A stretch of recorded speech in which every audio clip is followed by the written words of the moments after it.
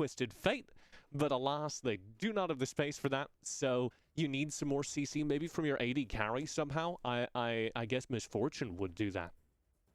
Yeah, Misfortune clearly is going to be that pick. Potentially also Vayne does come through last minute. We saw it being a hovered around Joey Skaggs. Ezreal is also the other real pick we've seen come through from him. But it's generally these three champions that Joey does tend to stick to. And it's then interesting to see, do you potentially leave a wild draft open and ban out something like Joey Skaggs' 3 picks inside the ban phase? Probably not, but it is an interesting idea nonetheless.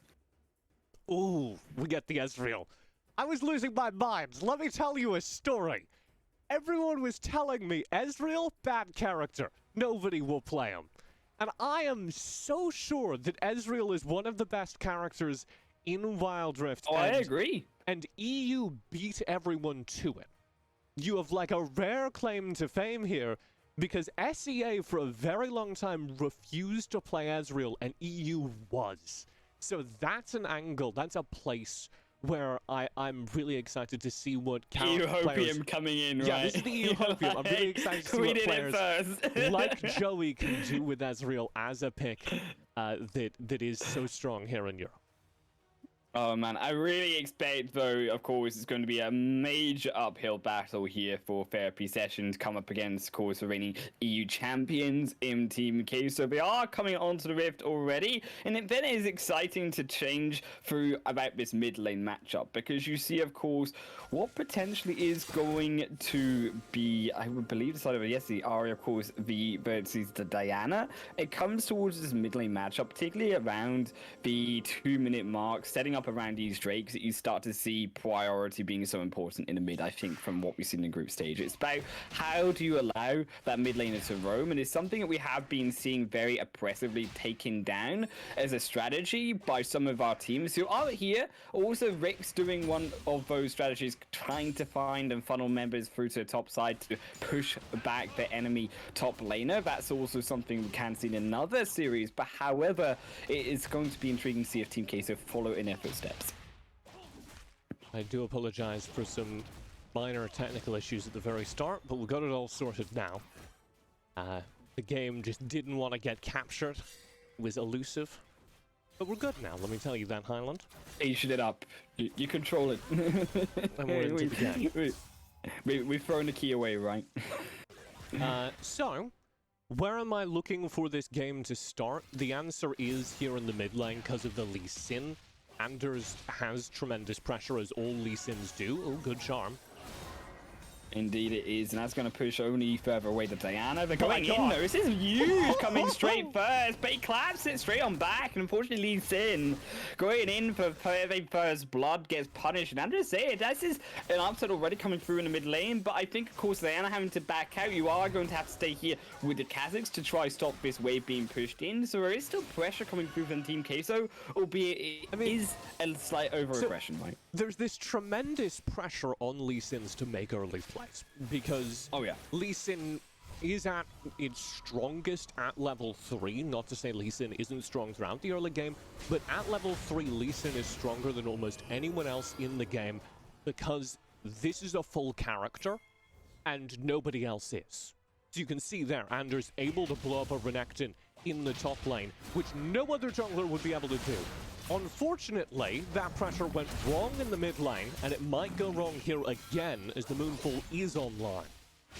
Yeah, but we do hit level 5, so that was crucial in that escape, so the Camille did have the Hextech ultimatum. Yes, the Lee Sin doesn't have the Dragon Rage kick, but it is enough to full send back away the rest of Diana, the rest of course, Kazakhs, who were approaching themselves towards the top side. Renekton, though, going straight back in. Does have to be careful. It is going to be a slight trade, but I was actually expecting, of course, the Renekton to be slightly more aggressive when it came to his lane. Of course, Renekton's known for their control in lane towards the top side, and it has been why it's so effectively picked and so commonly picked inside the top side. But I like that they're going to put resources in to try shut this down, and then funnel Acolyte really with this Camille further into the game, because you're looking really in terms of team fighting, Acolyte to be that strong engager. Yeah, so once we get past this early game where I wanted the Lee Sin to kind of define the pace, then our conversation needs to shift down towards the bottom lane, frankly. Because yes, you do have the engage, from this Diana Renekton, from this Ari that Ruiz has. Ruiz so good at these duelist characters. But the game is going to be defined by the damage dealers. And frankly, Joey's been incredible all tournament. Ibuchichi is on this Kaisa, who's going to be so powerful during the mid game. Whichever one of those AD carries gets a good gold boost during this early mid game will win the team fights for their team, and that will very likely decide this game. It's a lot of burst, right, coming through from the rest of Therapy Session in their team fights. You're really looking to blow up those targets. As you do see them go straight on in, but Lee Sin, who's been waiting here for the last minute, then takes down to an exit once more, and they go straight back in on the tower, but the turret shots do start aggro. The True Shot Barrage, not enough damage, but it is enough with health. Potentially all the rest of their team coming in. Moonfall potentially look to be used there, but Team Queso, they do scoop themselves back. Notoriously difficult to shut down. And I like the idea of Team Queso bringing Ibuchichi up here to the top side. He arrives, shows up in the team fight, forces them back, and now they have the resources to start this Rift Herald. We'll see if they can convert on it, as here's the pressure from Therapy. Yes, either way comes through. It does knock out the Lee Sin for once, but he goes straight back in, steals it away, and he will lose his life, but he gets the objective. But can they get away with all of their lives? Because here comes the flash back in. There's going to be a trade, a double for the Kazakhs, and this is not the character, of course, you want to get fed. The Assassins and the potential for huge team fight carries only going to grow bigger. Okay, but I'm gonna throw some hopium towards the Team Queso side here. I think they win this exchange because they get the Rift Herald and because they get gold onto the characters they need to carry. They're going to be able to fight for this dragon, and I'm not sure what you do about this if you're coming in as Therapy Session. It's almost you die, you get a quicker reset, so then as you move your way down, it's easy enough to move your way in towards the Dragon Pit, and of course the lower health bars. Now the Kazakhs, we had to have that reset a little bit quicker. I think they were slower to draw, and this is why they lose out on contesting around that Mountain Drake. Not the biggest steal though, considering of course it is only the Mountain, but it is a slight bit of shielding coming through from that People assassin. keep telling me that none of the Drakes matter except for the Infernal, and that is 6% shielding. That's like insane. I'm a fan of the Clouds. I'm not gonna lie. I'm not one of these, standard people. Cloud lovers. rock. I also like the Clouds. Anyone who cares about the Cloud Drake's rock. But every other Drake matters so much. It's already come to this. We're already in game one. TJ, we still have 5 more potentially to go, okay? I'm a huge Drake fan of all kinds, yes, even the Cloud Drake. And I think this is a massive swing in favor of Team Queso that they get both these objectives. And also, as I was about to touch on earlier, they got gold onto key carries. Look at how big Acolyte and Ruiz are after that series of exchanges. Acolyte got so much attention during the early game from Anders. They really kind of spent the Lee Sin in the top lane, which wasn't what I expected. I called for that Lee Sin to go down bottom, but we're seeing the rewards of Acolyte getting the focus right now. Ooh, he is away from it. When he tried to come in with, of course, the Kaiser Killer Instinct into then the ulti, but it didn't actually work because they missed it. It was a nice sidestep and a slight overshoot from the Kaiser as a whole. So they do actually save themselves, and a lot used when it comes to, of course, that Hextech Ultimatum. They're going to have to now choose those team fights more carefully because, yes, there is no objective, but the pressure in the top side becomes a little bit less. I don't know that it matters, because they're going to get this turret as a result of it, right? Yeah, they don't get the kill, but they force the back, and oftentimes that's good enough. One of the things that a lot of teams get wrong, one of the reasons I think Team Queso are one of the stronger teams, is they know when to leave.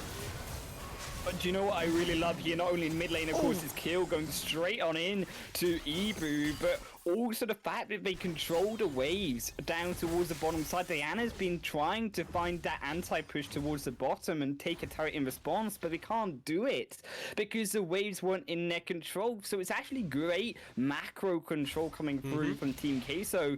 Not only their priority in top lane to grab that pressure there. Yeah, really well played by Team Queso across the map. And they're playing this very kind of high style, I guess would be the closest comparison in Southeast Asia, where they're relying on Acolyte to be their major carry in the top lane. During the early game, he's going to get a whole bunch of the gold. As we go late, these characters on the rest of the map will show up regardless. Oh. Oh, yeah, it is. That got Unfortunately, dangerous. Sin, though. I won't take him down. No, Acolyte does survive, and of course, you're now looking towards the Rift Herald. Which, keep in mind, of course, with the new updates recently, there are going to be 2 Shellys on the board. We have seen 2 Shellys and also an Irene. You know, I like to call the second one Irene. TJ, I don't know what you've got a name for. Sheldon. If you got a second Rift Herald. Not Irene, it's Sheldon. Sheldon? Is it Sheldon? It's I change it. Geraldo See, and I'm Sheldon, unique. and I'm gonna die on this hill. No, I'm never gonna agree. It's Irene. It's all right. Well, she's you got know the what? You're the earrings for it. play-by-play, Look I'll at let you those make it. beautiful purple tops. So as I was talking about, you do have these other carries on this team that are going to show up kind of regardless of what happens during the early game. So Acolyte's gold boost is huge, but watching these upcoming team fights, Ibuchichi is about to come online. Ruiz is doing big damage. Oh!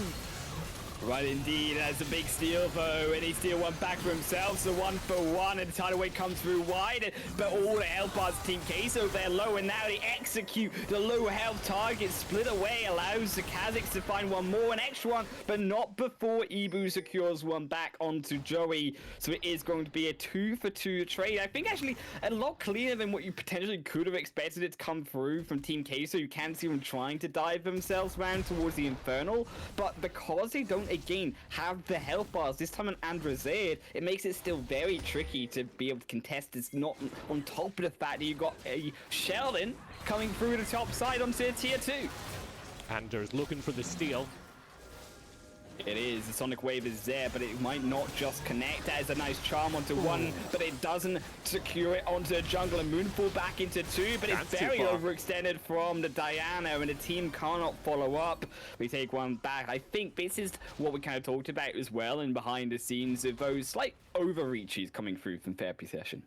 Yeah, I like the play there to get the Infernal. I think it's a very good conversion on the team fight. I was a little questioning of the initial Rift Herald use up in the top lane, but it worked out for them. The Rift Herald was able to collect a turret, which gets more gold into the pocket of their jungler, who is kind of their key carry at this point. This is a Kazakhs team. So I like the choices that Therapy Session have made, with the understanding that they have transformed their team into a Kazakhs team. So during this mid-game, it has got to be the Bug Show. He's a cockroach with $400 stapled to his back, and he's got to run down this lane and be terrifying. Otherwise, they're going to really struggle here in lane.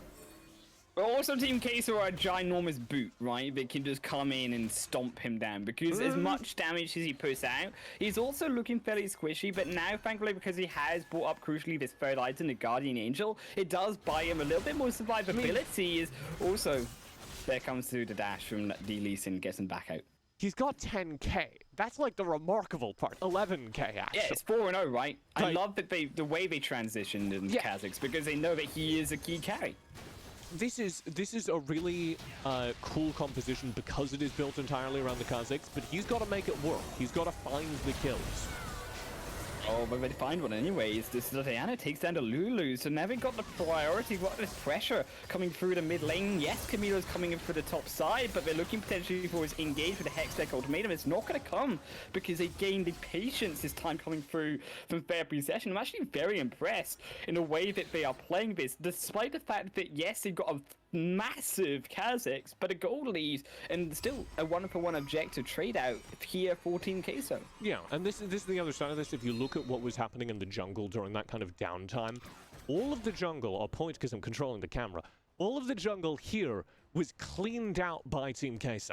They absolutely wiped out the standing gold, by which I mean the gold on the map was picked up entirely by Team Queso, and so now the camps are just barely respawning. That's a massive swing in overall gold towards Team Queso. That's why they have the gold lead right now. The only exception, and this is why I say this is a Kazakhs team and nothing else, is this Kazakhs who has a gold lead, who has gotten so many of the early kills. And they've got to try and start spreading that out. You've got to get the kills, and you've got to distribute that gold particularly onto Joey, who is going to be your main hope at a late-game damage-dealing carry. He's not doing bad. He's got a complete Muramana, a Trinity Force. You're looking for a third item, really, on this Ezreal before he can be the late-game carry. But you see already we are going to find that target potentially, They looked for the Ahri, but also here comes the problem in the sense that there is a lot of that initial CC coming through from Team Queso, and because, right, they see that jungler is on the opposite side of the map, it's a clean Baron coming in from Team Queso, and it's getting chunked down. They will be forced off of it, though, is now the dominance, and the spread of Shadow of the Week comes in through from the Renekton, exhausted down, polymorphed away, but now, look, it's the rest of the therapy session taking the Ezreal, steals it away, but can they win the team fight? Yes, they do, and it's Team Queso in the first game who are falling a triple through from Joey Skaggs, and Kha'Zix cleans up one more, making a full penta, and this is a absolute wipe of expectations in game number 1. Oh dear, Team Queso, they got a little bit cheeky, they forced a Baron before they had their damage online to do the Baron successfully. You do have a Kai'Sa, that's a very quick Baron take, but they didn't have enough to win the team fight afterwards because all their damage is sitting on Kai'Sa and Ahri. They don't have any frontline tanks, they don't have characters at a state where they can be late game tanks. You're looking for Anders to make that transition, and so they needed to wait another, I would say, 5 minutes before you go for a Baron tank like that, before you force the hands. But they don't want to take that risk. They end up backfiring massively. At this point, Therapy Session get the middle inhibitor, they get complete control of the map, and they're doing exactly what I was talking about earlier in terms of taking up standing gold. You can see this Kha'Zix ripping away as much of Team Queso's jungle as he can get away with, and setting the tempo for the rest of this game with a 6k gold lead now to Therapy Session over the EU representatives for the Horizon Cup, over the best team in Europe. That is massive for Therapy Session. A game beat down by an organization, TJ. Not even an organization that was inside the Origin Series. Joey coming up so clutch with his new team inside the EU scene. And they're the new alphas when it comes to taking down Team Queso. At least in game number 1, it's second tier 2. The inhibitor ripped away from TQ in the mid lane. And now we're diving on to number 2. And it will surely fall. The Baron buff is there. They got 4 cannon minions. And that's fed Kha'Zix tidal wave onto 3. There goes the Lee Sin, and it's a complete wipe through of 2 as the stasis comes in, flash through from Ebu, but it's only not going to save his teammate. Is now a wide open, destroyed base of Team Queso. What can they really do to bring back this game? Not much. Can I be real with you? Not much. This is pretty much the nail in the coffin. With 2 inhibitors broken, it's almost impossible to bring the game back, and I really like the call actually from Therapy Session to open up the 2 inhibs and back away. It's one of the most effective ways to end a game, because at this point it's almost impossible for Team Queso to get out of their base and farm their own jungle or contest objectives. So if Therapy Session don't want to take any risks, all they need to do is control the map, take gold, reach the 4th item first, turn that into Baron, turn that into Elder, win the game from there. The only Hail Mary that works for Team Queso is taking a team fight around this Elder, around this Baron, and winning the game from that. There's no other way they come back into this game. Right, potentially, maybe there's that call just to go for the Baron once the Elder spawns and you see the rest of Therapy Session try to go for this objective. I think that's the only real play that you can make and try to somehow fend off in a Miracle team fight. Back in Soul, combined, of course, with the 2 Drakes, is going to be monumental damage. Maybe if it can pick one of these players off, though, it buys time, but the time is something they've not really got on their hands, because you can see the Baron actually has spawned and they're already controlling the top side. So you have this Renekton looking for a flank angle. If the team fight can engage with him on the side, they've got a dream. They do have that dream. They found a pick. They've got Acolyte, and Exec ultimate is down bait. He might have just trapped himself with the rest of his enemy team alongside him. And Renekton secures the Ahri. The backline's already gone. It's disaster once more as they lose everything. A wipe through from the Kha'Zix secures the rest. And Acolyte, yes, he is alive, but he will only be able to watch his team fall. Watch this base fall as those minions on now the Nexus is the Soul spawns in 30 won't even be required, TJ, because Kha'Zix, the fed man of all, would it be suiting no less than for him to take down Team Queso in game number 1. The Flash! What a game! A Kha'Zix composition the entire game resting in his buggy hands, in his 2 claws, and he's able to make it happen. And just like that, Therapy Session take down the best team in Europe in game number 1 of this best of 3 series. Okay, but let's not get too ahead of ourselves here. We still got some hopium left, TJ. There's still potentially one more game where actually Team Queso can get it back. Benny can take us to a best of 3 full series and strike back in the final match. It is down to if they can find something monumental in exchange coming out to these next 2 games, because if you now have your back against the wall, fall down behind in either of these 2, you lose the series and you're not going to that finals. You're playing in the losers finals tomorrow instead. So I think for Team Queso, not only I think is it pressure, right, of course coming to the finals, but unlike Therapy Session, who really have nothing to lose now in this competition, Team Queso have everything when it comes to their respect. I want to just briefly look at this graph. Just take a look at this photograph. Dip, right? Team Queso really had control of the game, I swear. They played really cleanly.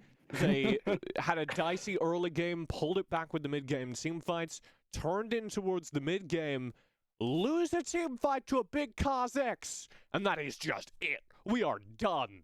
They lose Baron, they lose the Infernal Dragon, and there's no way back into the game because they're pinned inside their base. All it takes is one risky Baron fight call after they'd already lost a team fight, and Therapy Session take a very big win off of Team Queso, who did not respect how big that Kha'Zix was getting, did not respect how big a threat it was. I think now it comes really towards that shot calling. Who was it who made that decision? Who now do you decide to be as aggressive and as almost, I would dare say, disrespectful against the rest of Therapy Session coming into game 2? Because